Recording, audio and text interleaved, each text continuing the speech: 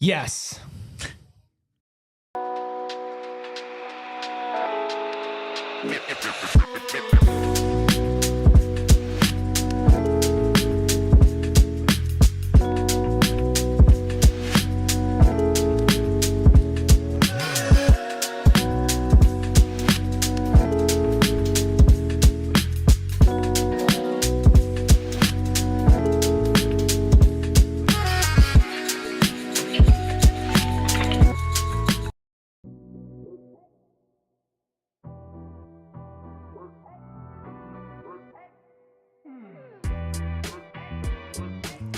Happy Tuesday! Hey. And welcome into the PHNX Sun Devil Show. Of course, coming to you live from Studio K, presented by Circle K. Make sure you join Inner Circle for free by downloading that Circle K app today. Terms and conditions apply at participating locations. Visit CircleK.com for details. I am Anthony Totri, joined as always by my partner in crime. Fresh off a birthday. Whoa. We got Eric Ruby. We have Captain Redbeard behind the Mac, just being the best DJ possible. We got Steven in here. We got David. Make sure you hit the like button, you hit the subscribe button, and you drop a 5-star review wherever you get your podcast. That's right, Steven. We are here in Studio K with a ton to talk about. We got a big announcement at the end of today's show. Yes, we do. A big, would you say the biggest in our history? Honestly, yeah. It's going to change. A lot's going to change. A lot's going to change. Stay tuned for that. Definitely buckle up for that. We're going to be talking a little bit about Big 12 coaches. Is Kenny Dillingham the best in the business? We're going to get into what I saw from ASU's 7th spring practice. Of course, another Arizona State basketball player heading into the portal. So we'll talk about that again. And then, maybe, just maybe, you'll hear from Kenny Dillingham and Sam. If we're lucky. If we're lucky. What do we have to do, Dad? You just all have to be good boys and girls. Oh, hit that like button, maybe? Hit that like button, and we'll hear from Kenny and Sam a little bit later on in the show. But before we get into all that, how was your birthday? It was good. It was good. Do anything fun? Yeah. Got to have a nice little brunch. Then spent the entire day with Megan. She had some stuff planned. Then got some sushi at night. Talked to my family. I mean, I'm an easy man to please. Are you? Yeah. Yeah. Captain, Yeah. Would you agree with that? I don't like how you said that. Oh, I'm just... Are you? I don't know. Are you an easy man to please? I think so. Yeah? Do you think I'm so? an easy man to not please as well. Yeah, there you That's go. the thing. I think Eric likes the simple things in life. Yeah. Oh, yeah. The simple for sure. pleasures. Yeah. I needed a couple Gucci bags. No free ads. Yeah. Of course. I don't think Gucci really gives a...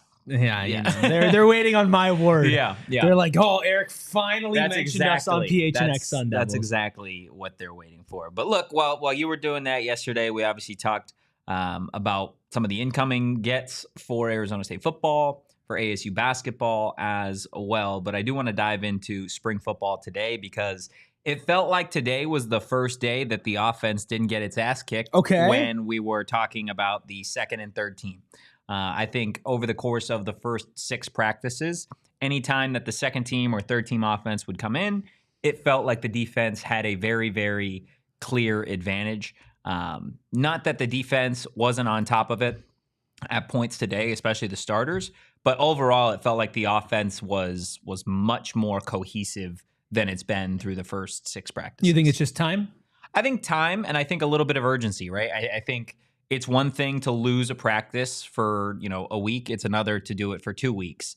In front of people, too. In front of people, not in front a private of fans. practice, which changes the dynamic of it all. And I think with Sam having been here last year and leading this team, kind of understanding, hey, there are, there's expectations, there's pressure. They have high aspirations. This team doesn't want to just repeat as a Big 12 champion. They have goals much higher than that. And I think they can achieve those goals. So it was nice to be able to see some of the chemistry start to come together with Sam and those new wide receivers. The offensive line, which you'll hear from Dilly a little bit later on in the show, talking about, the growth of that second and third team being able to compete with some of the depth guys that they have on the defensive line. And then, of course, you had, some of the individual guys today make some plays for their quarterback and for the offense. Raleek Brown had a really good day. It was nice to see him both as a pass catcher, both doing stuff pre-snap in the red zone. And And then as a running back as well. And then AJ continues to impress at that tight end Love spot. it. That's the name I want to keep hearing. Had a massive catch today in team. Just absolutely laid out a linebacker. I'm not going to tell you which one. But we've already started enough beef on this show. Yeah, with the linebackers. With the past week. Well, actually, I don't know if you guys talked about that yesterday because that happened a couple practices ago. But didn't talk about it. But Watley, Kanye. No, Kanye and Crook. Kanye and Crook. That's right. Kanye and Crook. That went down with Kanye winning the rep, but Kanye won the rep, but it was low key. Yeah, the celebration. I mean, you got to catch the pass. You do. Listen. Goes down as an incompletion. It does, right? It does, goes down which as is a dub for Kanye. Put the belt on. Buckle up. Buckle up on that one. I'll be honest. I think I need to see them. I need to see them run it back because I don't think it was clean. I'm sure Crook wants that one back. I'm sure knowing Dilly, it's not the last we've seen. No. I mean, he tweeted about it. He did. But anyway, friend of the program. You mentioned the growing chemistry between Sam and some of these wide receivers. Who do you think has grown the most in that respect over these last couple of practices? It's either got to be Jalen Moss or Jaron Hamilton. So the new guy. I mean, that makes sense. Yeah. I think, again, for the first couple weeks, I was hesitant to make any changes about where I view some of these wide receivers. I think after today's practice, through seven practices. That's a decent amount. Still about 8 left, though, and then you've got all of fall and summer workouts and stuff. I feel really confident that there are 2 wide receivers that are going to have a consistent amount of targets and reps and catches and opportunities. And that's Jordan Tyson, obviously. Yep. And then I think Jalen Moss. Okay. I think everybody outside of that is still competing. I think each and every one of them has something that they can improve on by the time kickoff rolls around. I would say between Malik and Jaron Hamilton, that is more of an open competition now, it feels like. I think on the other side, Noble Johnson, he is, somebody described him to me earlier today as a better Caleb Black, who, if you remember, was one of the speedsters on this offense a couple years back. Didn't really play. He had drop problems. Noble is a guy that I think runs really crisp routes. I think the one thing for me, and maybe this still has to do with the chemistry part of it and just really easing into this offense, there are times where it does feel like there is some bobble issues. Mm-hmm. But again, he's a Division I wide receiver. I feel pretty confident that he's going to be able to get that down at a certain point. But the unfortunate thing for him is he plays the same position as Jordan Tyson. It's tough. Yeah. That's tough. But you never know when your number is going to be called. Absolutely. As well. I mean, Jordan Tyson didn't finish the season last year. You never know what's going to happen. Hate that. What does Malik McClain need to improve on? Malik McClain to win that spot over again, Hamilton. This could just be me. For some reason, and I have tried to get out of this mindset, but when I see a player I'm big on first impressions, right? Mm-hmm. If we were to go out on a first date, I'm big on a first impression. Right. You're not getting a second call from me if it's a bad date, right? Thank God our first date went well then. Watching Malik McClain reminds me a lot of Troy O'Meara, who is at Arizona State. He was a big body wide receiver. Possession we talked to him guy, as a potential jump ball guy. Okay, does he turn the 50-50 ball into a 60-40, 70-30 if you're really good?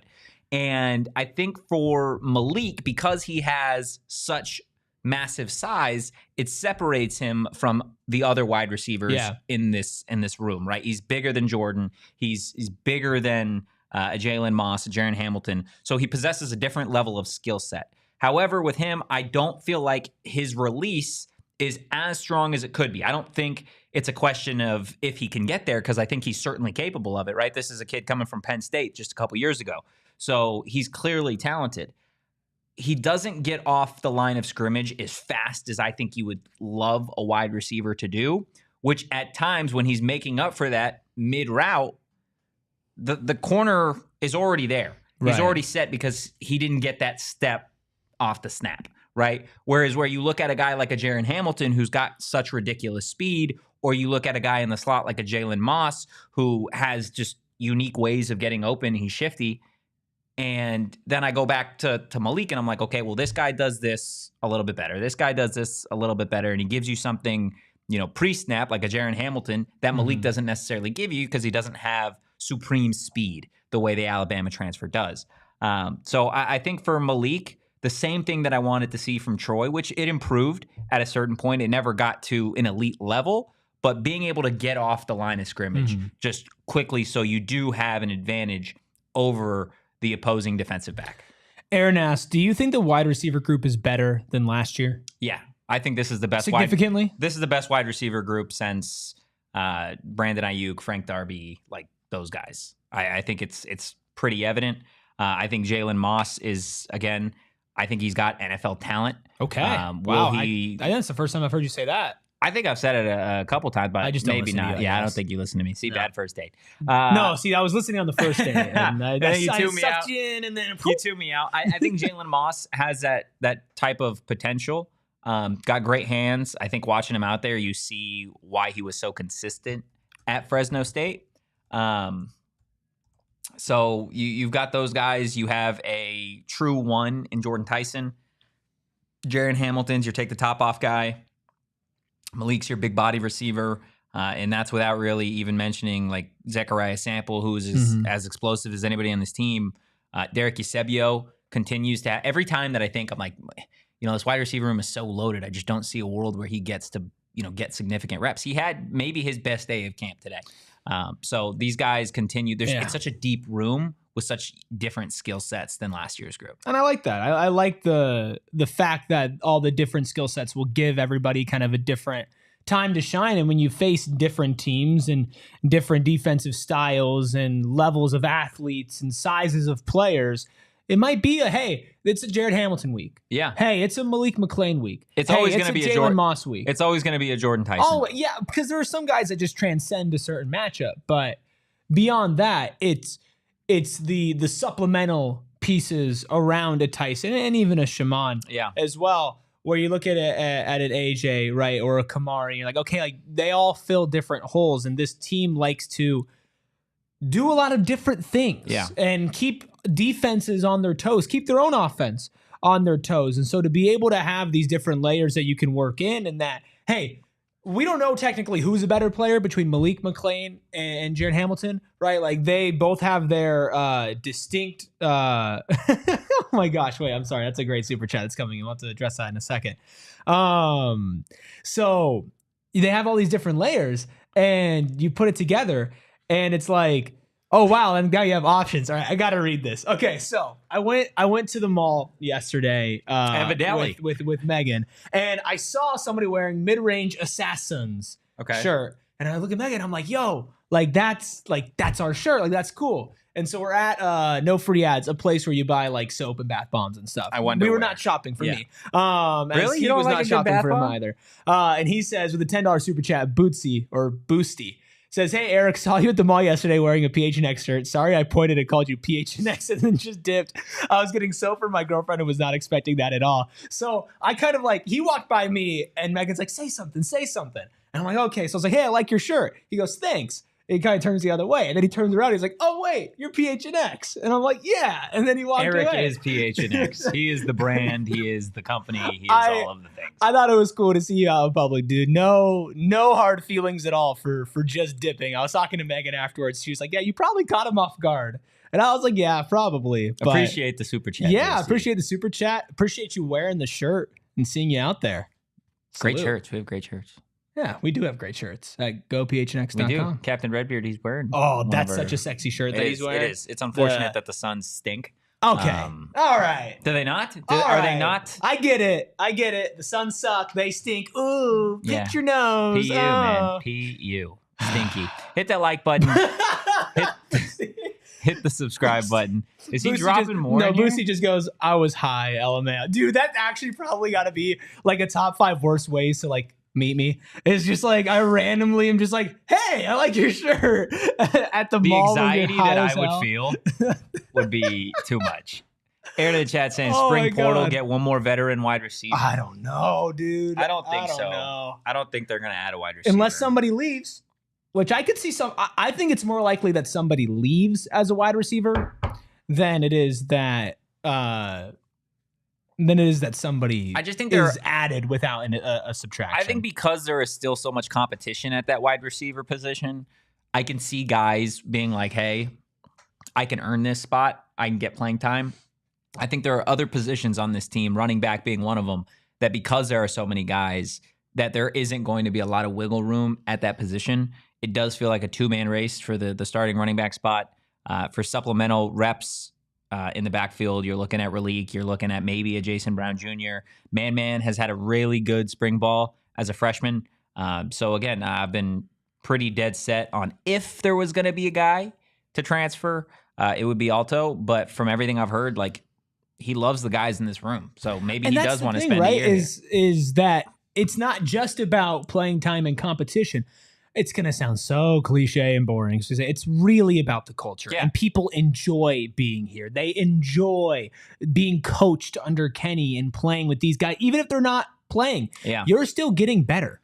Like, you're still going into the gym and doing Iron Devils and competing and having fun. And it's a lot easier to swallow that pill of I'm not starting or I'm not playing the amount that I'd like to play, which everybody wants to start. Everybody wants to play when you can still show up and have fun, right? If you're showing up and you're miserable and you're not having a good time and it's only about the competition and the people above you aren't talking to you and you just kind of feel alone, you're going to get your ass out of there. You're going to transfer. But if you're third on the depth chart, but you're having a great time and you know it's football and you know if you do your job, there's a chance you get called on and you could be the hero of the season at a certain point this season. Why would you leave? You'll take it, The man. grass is not always greener. Not always. Will in the chat saying if they go after any position in the portal, not filling for guys that leave in the cycle, he thinks it'll be defensive line. It's interesting you point that out because we did hear from Kenny Dillingham today on a number of fronts, including the position group that he's been most impressed with in terms of competition through 7 practices. We're going to get to that, our question of the day, and so much more on the other side of this first break. So maybe you're at your local mall and you meet somebody who you watch on a tiny little screen in person and you're like, whoa, what's going on? Because you're high. Well, maybe you're under Cornbread Hemp, who has a CBD and THC gummy options. And during my THC break, I was doing the CBD gummies and they're very nice. They help me sleep. Yeah, because you need to sleep. Aches and pains because I can't sleep.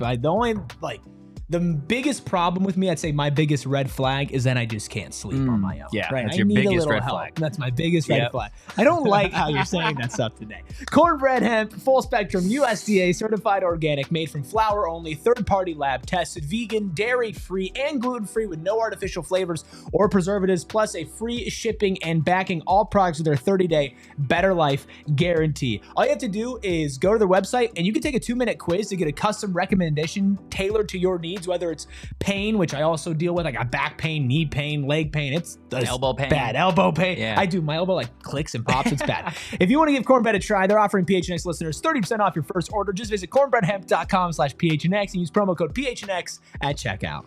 Look, before I went out to Arizona State practice this morning, I had to stop and fill up. That is not a lie. That's not cap. I actually was pretty near empty this morning, but thankfully I've got a Circle K location literally down the road, and I'm sure you guys have one too. Circle K, the one-stop shop for all things you need when it comes to snacks, drinks, and of course, deals as well. The deals get even better if you're a member of Circle K's free membership program called Inner Circle. All you got to do, go to the App Store, download the app, email, phone number, boom, you are a part of that inner circle. You can start cashing in on those deals, like saving 25 cents per gallon on your first 5 fill-ups. And mark this on your calendar, April 10th and April 24th. That's 2 days from now. I know. They got some inner circle fuel days where you guys can save 40 cents per gallon from 6 a.m. to 11:59 p.m. Make sure you join Inner Circle for free by downloading the Circle K app today. Terms and conditions apply at participating locations. Visit CircleK.com for details. So 2 days from now is the sale on gas. Yes. And then 2 days after that is the PHNX Green Jacket Open Scramble. April 12th, baby. We'll be there. PHNX Sun Devils will be there. I'm taking the night shift. You're taking the night shift? I'm taking the night shift. I'm taking the morning shift. Look at me. You think I want to go stand out in the middle of the sun? I mean, you don't want to get a tan, man? I definitely cooked Bro, I don't tan. I burn and then I get whiter. It's insane. I don't even know if that's possible. No, it's not. I get like a little. It's like it's not worth it, right? It's not worth it. But it's worth it to come out on the 12th. I'm talking about me and my paleness. But go, to come out on the 12th, 2 p.m. shotgun start on April 12th. Plus, you get a PHNX gift bag, range balls prior to the round, 18 holes with a cart, games throughout the event, raffles, tournaments, and prizes, PHNX tea gifts, plus a pre-tournament Masters watch party and food, and an after-round party. Plus, there's a hole-in-one competition presented by Sanderson Ford. A hole-in-one wins a 2-year prepaid lease it on an F-150 Super Crew. Plus, our good good friend Coach Stark Holmes is also sponsoring a hole as well. All you have to do is sign up as an individual or a foursome today at gophnx.com/events to take part in all the fun April 12th at Dobson Ranch Golf Course. It's going to be a blast. It's going to be an absolute What time are you going to be there? I'm there from noon to 2. Okay, I'm from, I think I'm 6 to 8. 6 to 8? It's either 6 to 8 or it's 4 to 6. Yeah, I chose nobody else signed up, and I'm like, you know what? I got you, Coach. Yeah. I got you. I mean, well done. Well done. I want to be there for that next man up mentality. I want to be cheering people on, while they're at their finish line. Like, you got this. I want to set them up for success. That's me. Well, that's me, because I'm literally there setting up for success. You give them advice and pointers. Yeah, that's it. Well, maybe don't take Maybe you can come cry on my shoulder if you're not doing too great. Yeah, I'm there for you, for the people. Coach Stark Holmes PHNX says, stop by the 10th Tee Box. Facts. Absolutely. Going to be a ton of fun, as has been spring football. Of course, the title today is Kenny Dillingham the best coach in the Big 12? I promise we will get to that, but I do want to let you guys hear from what Kenny Dillingham had to say has been the most impressive position group in terms of competition through the first 7 practices of spring football. Defensive line. Our D-line is super, super competitive right now. I think Clayton and Prince and Watt and CJ, obviously, a lot of these guys are playing at the best level they've played at since they've been here. That's why we take them out for the live periods, is we already know what they can do. And I think we know they're going to be naturally better this year because of the strength and the work ethic and the mindset that they've had. I love that answer, given the fact that there are so many position groups on this roster right now that you could make an argument for most intense competition, right? You could look at the running backs, and I think you could make a clear argument there. Hey, between Kanye, Kyson, Raleek, Jason, Alto, Man, even as a freshman, all those guys putting in an extreme amount of work every single day just on the field from what I'm seeing. And in terms of wide receiver, you could make that same argument, right? Outside of Jordan Tyson and Jalen Moss, you look at some of the rest of that wide receiver room between Eusebio, Sample, Max Ware out there, Malik McLean. Like, these guys are putting in so much work to try and be a starter, to try and actually grasp this offense. I think on the back end, you can look at the secondary, trying to get a grasp for, okay, who's going to be in the 2 deep outside of Keith and Javen? Does Montana lock up that nickel spot, right? Like, there is so much competition for him to say the defensive line and point out Clayton, Dorba, Watley, Fight, like, you're like, damn, this room is loaded. And it's not a room that you would initially look at and say, oh, like, that's one of the more loaded rooms. But what I'm looking forward to is this summer we'll probably do another tiering of the position rooms. And I think back to what we did last year, and it's just like, we were going through it and we're like, damn. D-line's got dogs, dude. Well, right. And we're just like, man, like, some of these rooms that you would think like, oh, they're not the strongest. Like, you go through it on paper and you're just like, well, you look, Dorba's been here a while. Yeah. Clayton's been here a while. Fight's been here a while. Watley's been going in, his second season here?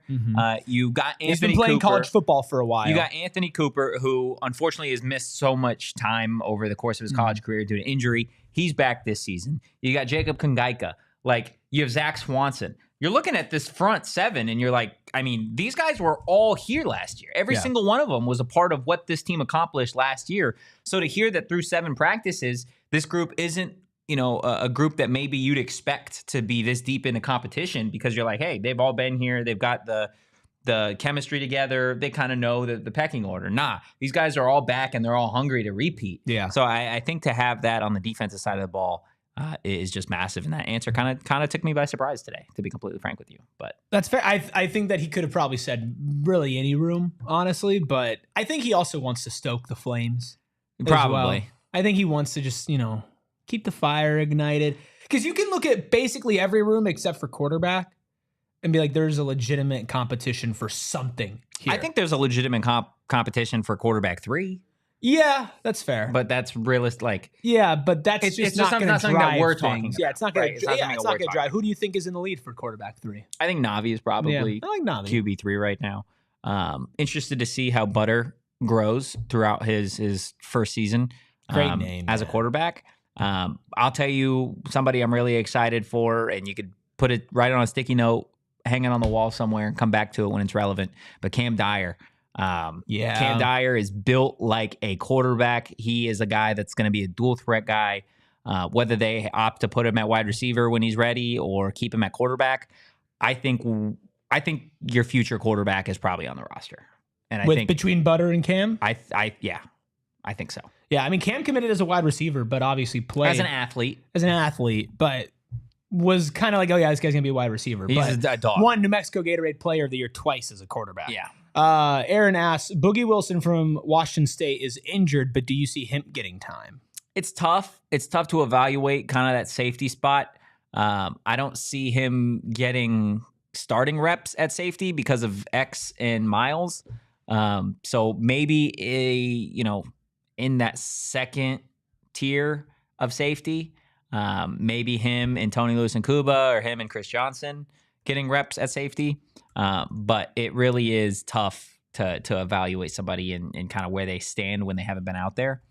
But that is certainly something that I think when we get to fall camp, I'll have a better grasp and a better, answer for you at that point. But I kind of want to play off of what Kenny said, just in terms of the defense having, arguably the most intense competition through the first 7 practices. Because then we had the opportunity to talk to Sam Levitt, QB1, and he was asked straight up about the defense, like what's it like going up day to day, and just what are your thoughts on where this Arizona State defense stands through 7 practices?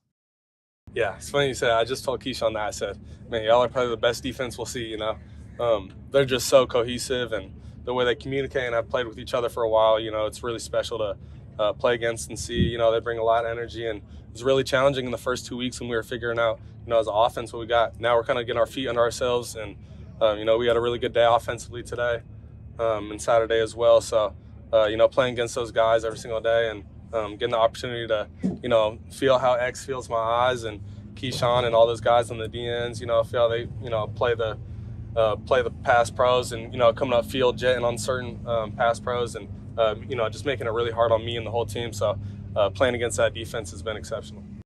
Sometimes my brain is just like, wow, how do you do it? And I came up with this listening to that. How do I do it? No, how do I do it? Oh, yeah. Come on. How do you do it? No. Are you coming up with something like iron sharpens iron? I mean, because is that what you're coming up with? Yeah, I mean, that's just straight off the dome. You did that. That's all. Coach, that's me, Coach. Wow.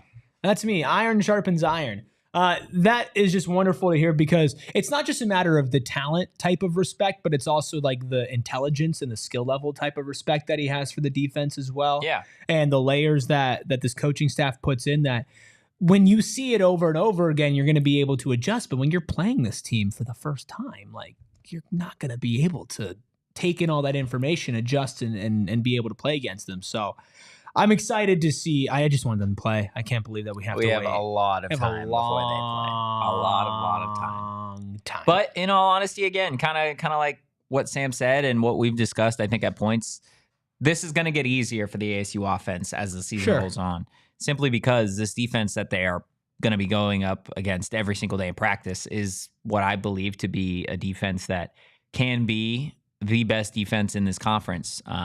They've got guys at all 3 levels that you can point to and say that they're top 5 in their position in the Big 12. And as a unit, I think they proved a lot in that Big 12 championship game, what they did at Iowa State. I think returning those guys and trying to build off of what this defense was able to do specifically in the second half of that Peach Bowl game against Texas, regardless of them saying that they want to move past it, blah, blah, blah, blah, blah. They showed a lot. They showed a lot of what they can do on a national stage against a top 10 team in the country, a top 5 team in the country in Texas. So this defense is going to be a lot of fun, right? Something that we've said a ton of. Something that we haven't said a ton of, realistically, is conversation around the offensive line. We know there's been some changes. You got Ben Coleman at center. You got Jalen Clem out there. You got Sean Na.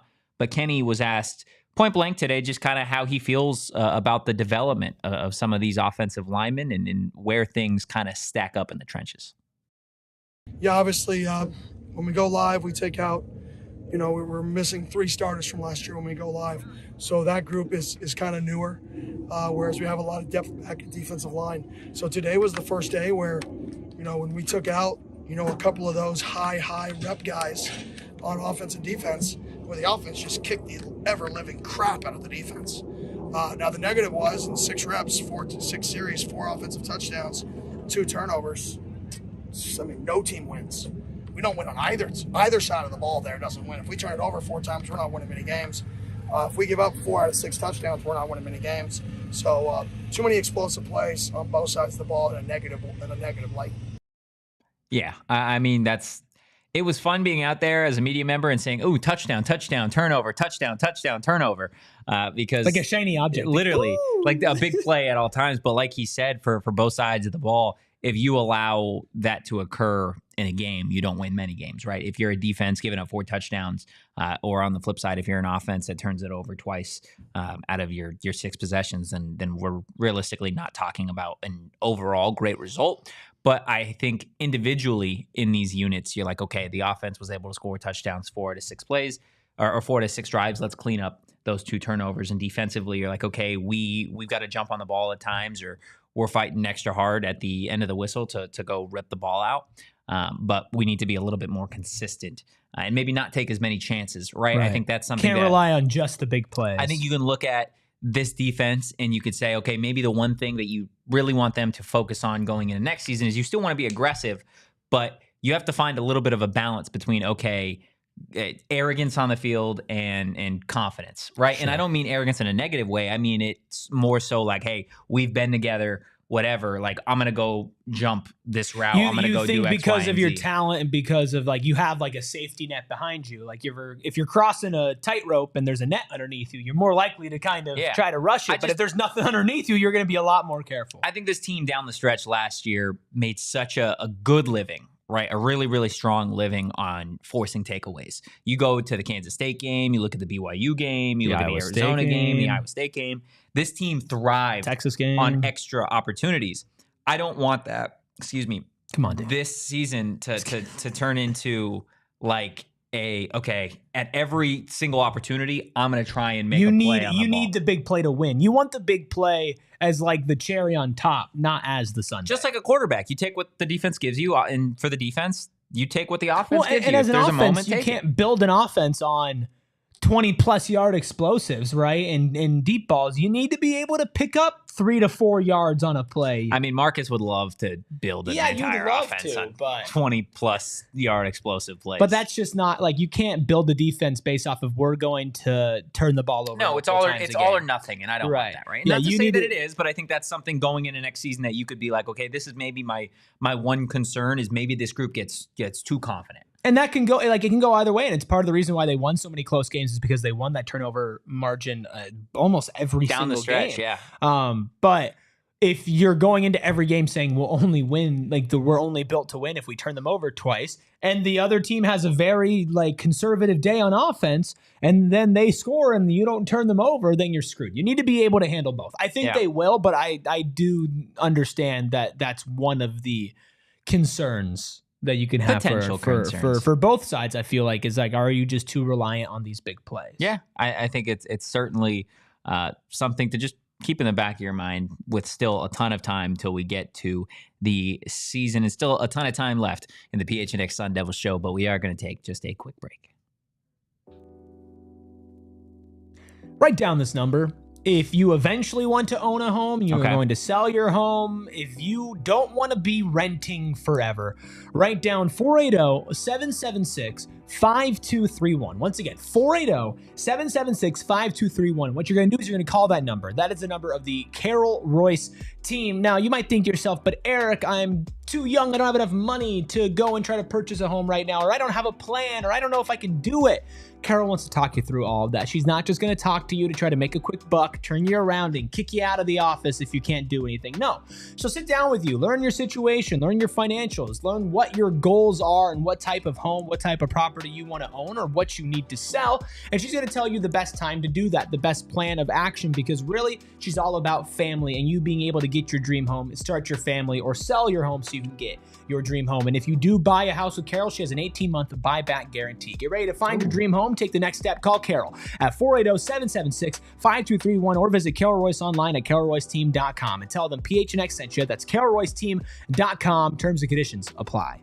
Look, everybody, it's time to buckle up. We got some big news from David Kimberly, president of America's most awarded Ford dealership, Sanderson Ford. Ford just announced from America for America employee pricing. So now you pay what he pays on the full lineup on new Fords with no hassle, no pressure, no nonsense, and no added markups. Employee pricing levels the playing field for Ford dealers as everyone gets the same set price. However, other dealers will still add addendums and add-ons. Sanderson Ford will not. Choose Sanderson because they have the inventory and a 70-year reputation of treating you right. Ford is undeniably the most America-first automaker in the world. 80% of the vehicles Ford sells are assembled in factories located right here in the U.S., and they will be less affected by those tariffs. Now is the best time to buy a new Ford with From America for America employee pricing.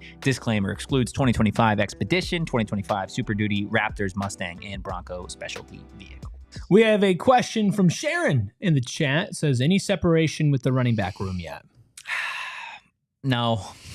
Sorry, I don't have a better answer, but no, realistically, today, both those guys looked really good. In fact, today, the running back room, even outside of Kanye and Kyson, looked really good. Raleek scored. Man looked really, really good. Jason Brown had his moments. Like this running back. So less separation. We're actually getting closer. Less separation, I think, in, the guys not necessarily competing for the starting role. But again, we're still only halfway, right, about through spring practice. So still plenty of opportunity and still plenty of practices for these guys to really prove themselves as the lead workhorse, or if they end up going with kind of a shared backfield. But yesterday, we broke down, and I say we as in me and Captain Redbeard broke down some of the younger guys that maybe need to have a big season for Arizona State to repeat. And I want to kind of take the same approach with a different angle. Okay. And maybe some veteran players that need to have big years for the Arizona State Sun Devils to repeat as Big 12 champions. Yesterday, there were a couple on defense and one specifically on offense. And I did the same thing today. So let's go ahead, take a look at the Heat Index for today. Some veteran players that maybe need to have some big years, starting with Prince Dorba. Prince Dorba, a guy, again, that dealt with some injury issues realistically all year, from the top of the season all the way down. I remember him, I think, going down at a certain point in the Big 12 title game. But this kid, he's built like a grown man. He is built like an edge rusher. And you saw so much potential and promise in what he did when BJ Green was still here. He was tied for the team lead in sacks. So I think last season, dealing with injuries and statistically not seeing the level of production that maybe everybody, myself included, was looking for. I think if he can translate what he does really well in terms of a pass rush into actual sacks, I think this is, it would help this defense. I mean, just massively, because you talk about what pressure does to all three levels of the defense, the linebackers, the secondary. I think Dorba, if he has a year, this will be the best defense in the conference. Yeah, I think that a lot hinges. I don't think the floor changes a ton with him. I think he'll be good. But if he can accelerate to great, then I think the ceiling of this defense is just through the roof. It is. It has through to the be, roof, right? Because you already look on the other side. I think him having time is gonna help a lot. And people underrate starting the season injured, and then your team finding momentum without you, and then you fitting in as a piece. Except instead of you going with that momentum and being part of the reason for sparking it and automatically sliding in, that is a really, really big difference. It's a fresh start. It's a fresh start for him. Very big difference. Mentally, physically, everything for him. I think this is going to be a big year for him. I do think he has a bounce back season. I want to get to a guy that when he first transferred here, I didn't know the impact that he was going to have. But down the stretch for Arizona State last year, he certainly had an impact. And that is defensive lineman Zach Swanson. Dude, of course, transferred from Texas. He's a local Arizona kid. Went to Brophy. Shout out the Broncos on that front. But this guy, man, he is such a unique defensive tackle, right? He's not like a CJ Fight that is just going to bully you with size and power. He's not he's not a Jacob Kongaika that is going to just look you across the line of scrimmage with crazy eyes and just go nuts. He is somebody that I think is able to kind of balance between those two. I think he's a steady force. I don't think that Arizona State needs Zach Swanson to go out there and be the greatest defensive tackle that Tempe has ever seen. But I think if he can provide, some really quality series this season for ASU, late in games, allowing like a CJ Fight or a Kangaika or a Watley to take a little bit of a breather, and he can go in for a series. He can go in for some big drives, and maybe you don't lose anything. You don't lose anything for not having a fight out there, and just being able to provide quality reps while still allowing his teammates to catch their breath before maybe even some big moments. I think that'll go a long way for this ASU defensive line. Yeah, I like Zach. I know that he's not, like you said, as physically dominant as some of the other guys in that position group, but he's still a big dude. He's still a strong guy. He is a big dude. He can still put somebody through a wall. Yeah. So I think playing off of some bigger size as well, he might get one of the weaker matchups on the offensive line, and to be able to exploit what might be the weakest link on an opposing team is going to come down to most likely being his job. I like Zach. I think he's solid. I don't know how great he'll be this year as far as like how much he'll be involved, but I'm comfortable with him getting a significant amount of snaps. I think you'll see more rotation on the D-line than maybe you expect. Just simply because all these guys were here last year. Yeah. Right. And then maybe you figure out something that works and then you kind of lean towards that. But especially at the beginning, I think they're going to be throwing a lot out there. Plus, you don't want to put your best look on tape in week 3 and 4 like and I said, 5. I don't think you'll see many of the starters be playing the entirety of that first game. NAU triple overtime. Yeah, dear How Lord. did the Lumberjacks do it? Shh. Don't say that. It's gross and disgusting. No, it's not going to Okay. 24-hour stream. If NAU. No, I refuse to do that ever again unless this team wins a national championship. Moving to the last member of our Heat Index. We talked about him a little bit earlier in the show, but wide receiver Malik McClain. I think if he goes out and has a big season, takes this offense to the next level, like you saw at times with Xavier Guillory last season, like we've seen from wide receiver 2s at Arizona State a number of times, right? I mentioned Frank Darby early in the show. You look at what he did at his time at Arizona State when realistically he was never a true 1. So I think if ASU can have a really dominant 2 here, whether that's Malik, whether that's Jaron Hamilton, or whoever, then I think that is going to only open things up for a Jordan Tyson. It's going to open things up for Shaman, for the backfield, for Sam to keep it and go.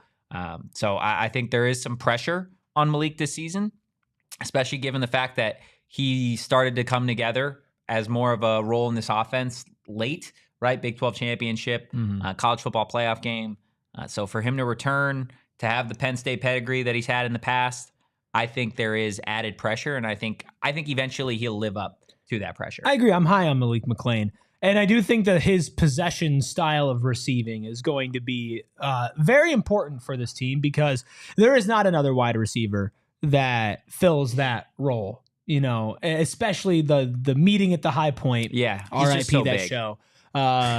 Just meeting at the high point.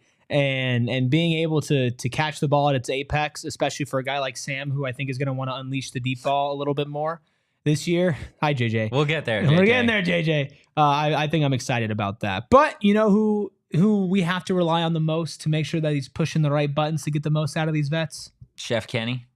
Kenny D. Kenny D. We saw what he cooked up last year. I love the way that he just talks so unique compared to all of the other coaches in the conference.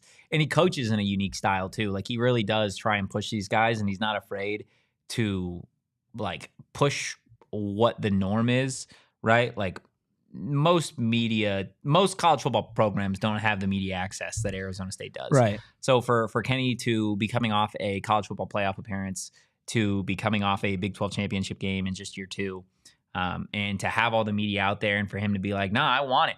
I want these guys to see it. I want them to continue to work and to feel like, hey, we can't have one rep off, right? We can't take a day off because they're out here. There's cameras, there's microphones, there's people, there's fans. So to have that and for him to continue to push, the envelope on what is normal in college football, obviously we as media appreciate that. As content creators, we appreciate that. But I think the fan base appreciates Actually, I want that less access as well. More mystery, please. Stop. Stop it right now. So then there's only really one question to ask and to answer. There is. Is he the best? The best in the Big 12. Is he the best of all time? We're answering that after this break. Okay. The best in the Big 12. I think immediately there are 4 people that you can have this argument about. Yeah. I think Kenny's one of them, right? The most recent Big 12 champion, just in year 2. His second year as a head coach, he won a conference. He won a Power 4 conference. I think dominant you look at Mike Gundy, who obviously Oklahoma State's coming off a bad year. Like their worst year of all time. Literally, but they went bowling every year outside of his first year and the last year since he's been there. Did not win a single Big 12 game forever. I think you gotta make the argument for Kyle Whittingham. Sure. Right? It was also coming off a down year. A down year, but such dominance in the Pac-12 for such a long period of time with a formula that has proven to work, right? Defense, running the football, and we're going to beat you up in the trenches, and we're going to make you play 4 quarters. And then I think, maybe a lesser name, just in terms of hasn't won a championship, right? And hasn't been doing it as long. Brent Brennan. Matt Campbell. Oh. Yeah. You were close. So close. Matt Campbell, Iowa State coach. He's great. I think he's a really, really good coach. I think he is going to have such a great long career in college football, whether it's at Iowa State long term or somewhere young else. Too, right? He is pretty young. He's not even 40 yet, right? So I think those are the 4 names that you have to discuss when we're talking about 45. that. Never mind. About who's the best coach in the Big 12. I'm going, listen, call me biased. I don't care. I'm going with Kenny. 2 of the guys that you mentioned are coming off of down years. You're right. And if we're talking all-time ranking of college coaches, then they clear. But right now, if you told me that I could choose from Matt Campbell, Mike Gundy, Kyle Whittingham, or Kenny Dillingham to coach my team, not even for the next 10 years, but for the next year, I'm picking Kenny. So my one caveat to that would be, are we saying Kenny, and I agree with you, I think Kenny Dillingham is the best coach in the Big 12. But are you only saying that specific answer because he's at Arizona State? If you were the head coach, if you were at Iowa State, if you were at Utah, if you were at UCF, would you still choose Kenny Dillingham to be the coach, or does Kenny put me work? in a neutral position? Does Kenny work because he's here? Okay, so that's the thing, right? Does Kenny just work because he's here? No, I think Kenny, and he's proven it by winning. It's just a question. He's just a great football coach. Yeah. I think he's it's like Barry Bonds taking steroids. You know, just compare Barry Bonds to Kenny Dillingham. Forks up. It's like Barry Bonds taking steroids, right?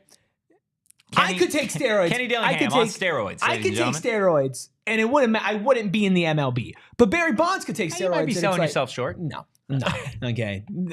A kicker for ASU, if I was on roids, probably. MLB, no. I'm terrible at sticking ball. But here's what I'm saying. Arizona State are like Kenny Dillingham's PEDs. Great coach outside of it, right? Like, can go anywhere and win. That's what he proved at Oregon, at Memphis, at Florida State, when he was a GA here. Like, he can do it beyond just being in Tempe. That's why he got here so young. Yeah. Right? But then you put him in Tempe. And it's like, okay, you've really unlocked this guy. They roided up Kenny Dillingham. But if he was at Iowa State right now, he would be preaching all the same stuff. It wouldn't be like, hey, I'm also like the chat a local loves you guy today, by the way. Hi, chat.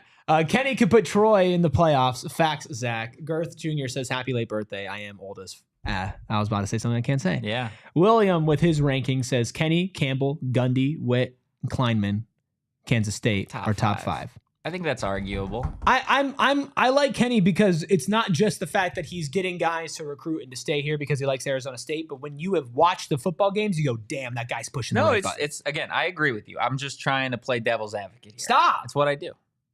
I make you mad and I push the envelope. There you go. You know what? I'm too old for this now. That's fair. That's fair. Look, guys, hit that like button. I think all signs should be considered in this conversation. Let us know in the comments what you think. Is Kenny Dillingham the best coach in the Big 12? Desert Stro, which is to Kenny.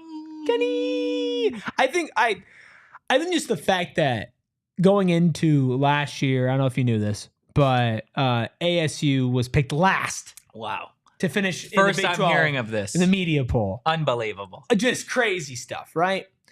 And now I have no thoughts, Zach. You have Zach asked for thoughts on Scott Frost. Ooh, cold. Now you're going into this season, and whether you think it's Kenny or not, there are some people who think that we're hilarious and biased, right? People think we're hilarious? Well, somebody said, making me chuckle with another headline. Good job, guys. Who said that? It was really early in the show. Let's see here. Nick Arenas, son of Gilbert. Oh, he's says, that's a U of A fan. Oh, no. Yeah. Breaking news. Says, always coming clutch with the hilarious titles, boys. Your coach is Brent Brennan. Yeah. So I wouldn't be laughing. Anyway. Unless you're never mind. Never mind. Just gonna. Anyway. Desert Show says that was the Cartman voice. Kenny! Now we're going to this season, and I think if you don't believe that he's number one, I think he's unequivocally in the top tier of the conference, and I think he has a conversation. Where do you put in this, not to make the hair on the back of your neck stand up? Ooh, where do I put Dion? Yeah. I like how you just knew. I forgot about Dion. You think he's top 5?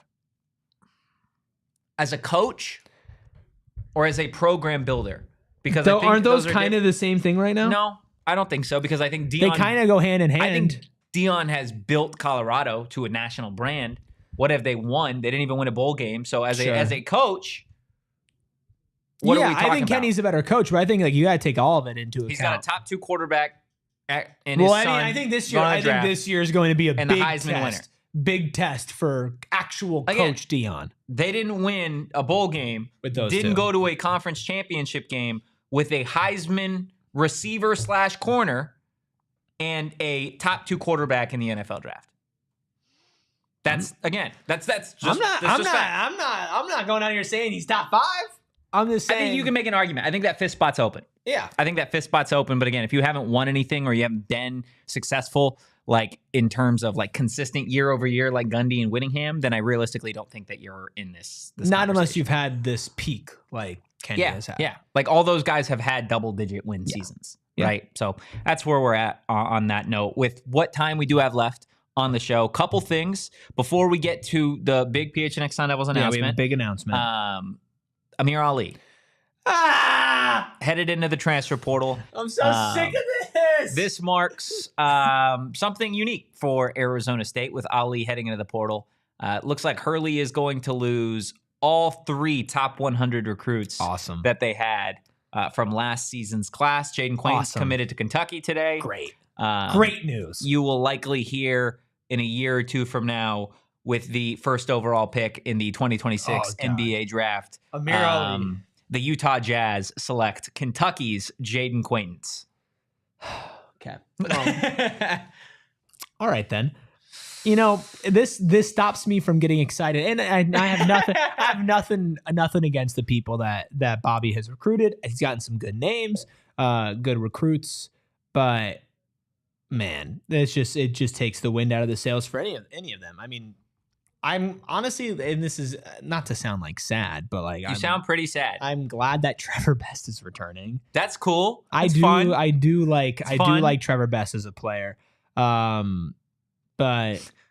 Like Trevor Best as a player too. I don't love this roster. And I said it yesterday, this team needs to make a splash. Otherwise, we're going down. It's going to be a bad year. These other teams, there was a way too early top 25 in college basketball right after the championship. I want to see if I can, let's see if I can show you the number of Big 12 teams in the way too early top 25. So this is John Fanta's way too early top 25. He's from Fox College Hoops. You have Houston at 1. Awesome. Texas Tech at 6. Sick. Iowa State at 10. Great. Kansas at 12. Amazing. Arizona at 14. Woohoo. BYU at 21. Sick. That's 1, 2, Plus probably 3, like 4, 5 more in the next 5, 10. 6 teams. Probably 5 in this more in the conference. next 10. Now, too. I don't know how much of this is 100% accurate, right? Going into next season, I don't know the ins and outs of every single team in this conference and what they have in terms of a recruiting class or whatever. But even if there is 5 or 6 teams, which there will most likely be 5 or 6 Big 12 teams that end up in the preseason top 25, Arizona State has not built a roster that comes remotely close to what these teams can do. They've barely built a roster. Yeah. Anyway, shout out ASU baseball for beating Arizona. Yeah, but they didn't beat him on the series. Not a They series just win, beat him but one they game. did beat him in the last. That's why I game. didn't really talk about it. It's okay. We still love our boys. Bummer. Would kind of be a bummer. Kurt saying Dillingham is great, but Campbell would not have lost the game against Texas with an all-out blitz against an experienced quarterback. Well, he also wouldn't have made it there. He didn't. He could have. They could have if they would have won, but they didn't. They actually lost by what? to Kenny and ASU by what, like 40? 57 points. And the score was closer than it should have been because Yeah. the starters didn't play in the fourth quarter. Yeah. So just leave that out there, right? I feel like that's okay. Are we ready for? Are we ready? Okay, so hit that like button, hit the subscribe button. We appreciate everybody that has been a massive part of this show. But we're making a change, not by choice, but somebody here has a phenomenal opportunity to go on an adventure, and that is, of course, none other than the captain of this ship. Oh, man. Captain Redbeard's last day with us here will be on Friday. Friday will be his last show. Oh, the loss. Look, this guy. Yeah. Still It's firing pain. on all cylinders. It's pain. Captain, do you want to kind of share with the chat what is this opportunity that you have, and what's next for you? Yeah, I'm here for it. I'm here for it. Get man. over here. Goodness. Yeah. Gosh. It's just pain. Sharon. I'll get What? behind the computer. No. Yeah, Sharon. We're losing our captain. He's departing. It is really, really painful, but he's not dying. He's just going on to do new things. Yeah. What is kind of your next couple months look like, Captain? Oh, this is hard. Yeah. We've been through a lot. Yeah. Championships. Whiskey. A lot of whiskey. A cell phone that got lost in an Uber. Max doesn't want us to show the whiskey, but we're gonna do it anyway. Yeah. Together. Captain drank a lot of that. I think we should maybe give that to him. Turn the label around though. Yeah, I don't want to get in trouble. So. Screw you, Max. Yeah, there we go. Hey, what's he gonna do? What's he gonna come do on. to Captain Redbeard? No, I'm Absolutely kidding. nothing. Yeah, it's been a ride to get to cover one of probably the best seasons in college football. Yeah. Was unreal. Going through that, and then one of the ugliest seasons of basketball I think I've ever seen. No filter here. Ups and downs. Got to experience both. Got to meet a lot of the fans. That was awesome. You guys are, you really make this what it is. Yeah. And you're all awesome. Continue to support the show. I'm going on a journey with two good friends of mine. One of them is a chef who went to the Culinary Institute of America, and he is basically taking a food trailer from Arizona all the way up to Alaska. Which sounds crazy. Yeah, it is pretty crazy. I've never done anything like it.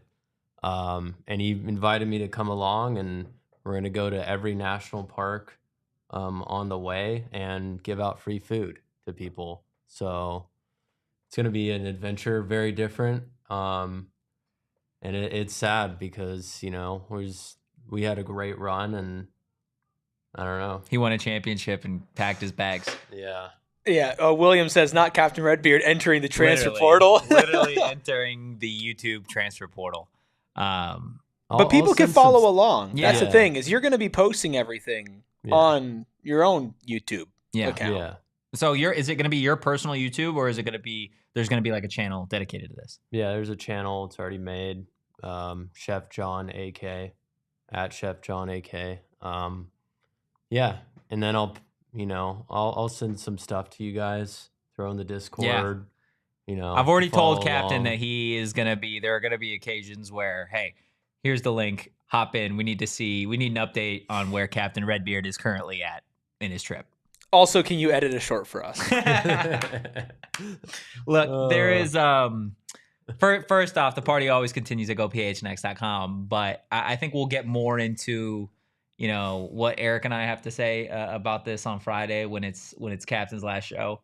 But unless we kidnap him. I have worked with a lot of producers on this show and on stuff in the past. None that put in the level of work that Captain does at all times, at all hours. Doesn't matter what it is. If you need something, and Eric can attest to this guy, he doesn't just steer the ship. He doesn't just beep and boop back there. He is the ship. Captain Redbeard is the ship. He is the crew. He is the captain. He is the wind in our sails. He has been, I mean, everything. Yeah, I think that this show has changed and grown a lot over the past year or so, especially at the start of the last football season. Yeah.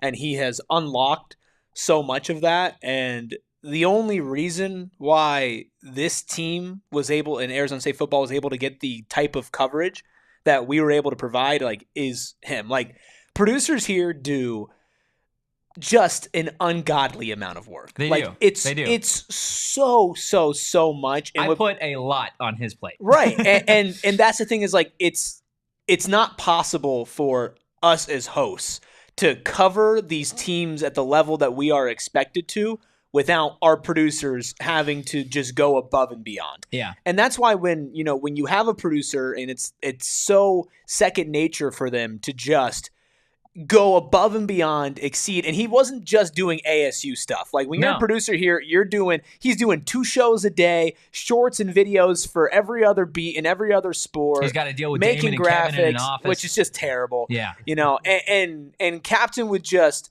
it was so funny because, and now I'm just getting into what I'm going to say on Friday. But like, when he was an intern here, like a year or so ago, just would show up, not say a single word to anybody, and just crank out content. Grind. And I remember talking to him, he was mute for a while. I remember talking to him like at one of his like final like days as like an intern. We were at like a live event, and I was like, dude, like, I hope like you work here. And now it's like, man, fast forward later that year, we're in Dallas and he's losing his damn phone. Like, it's just crazy. But, it's not the last we'll hear from him. He's not dying. No. So, like, he'll be around. He's just not beeping and booping per usual. Well, yeah, sorry. I've been saying a lot of things. I got to knock on wood. He's taking over another ship. But I think, again, and not to get too far ahead of ourselves, when one player enters the transfer portal, another player joins the squad. Yeah. So they'll have high expectations. Big shoes to live up to from Captain. And we're going to be really mean Redbeard. To them. But today's not his last show. No. So we don't want to get too sappy, too emotional. We'll save that for a little bit later on in the week. But again, do you want to mention that YouTube channel just one more time? And maybe we can drop it in the comments if we have it. At Chef John AK. At Chef John AK. JOHN. Go subscribe. Go like the videos. Captain Redbeard's already been cooking up content. See what I did there? Chef, cook. Yeah, nice. Like that. Guys, it's going to be an emotional week, but we'll get through it together with our captain.